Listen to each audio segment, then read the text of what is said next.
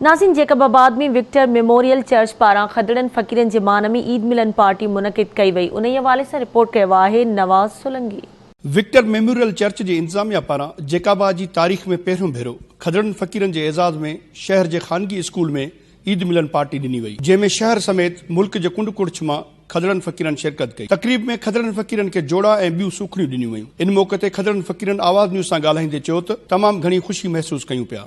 हिते असांजो ईद जो ॾींहुं आहे ऐं ॾाढी ख़ुशी असांखे महसूस थी ऐं शुक्र अल्हम्दुलिल्लाह असांजे लाइ बि इज़त थी वई, न त घणा माण्हू आहिनि जाते ठोकरां ऐं दरबदरायूं असांखे घणियूं ई आहिनि। कराची से मैं आई हूँ और जैकबाबाद में भाई न्यूटन के पास हम लोग यहाँ पे आ रहे हैं और आज हमने ईद मिलन पार्टी की सबने मिलकर सेलिब्रेट किया है और मेरे दिल से दुआ है कि इसी तरह ये यहाँ पे इसी तरह ये हज़ारों खुशियाँ और ढेरों खुशी इसी तरह ये मनाते रहें। बहुत मज़ा आ रहा है, बहुत इंजॉय किया।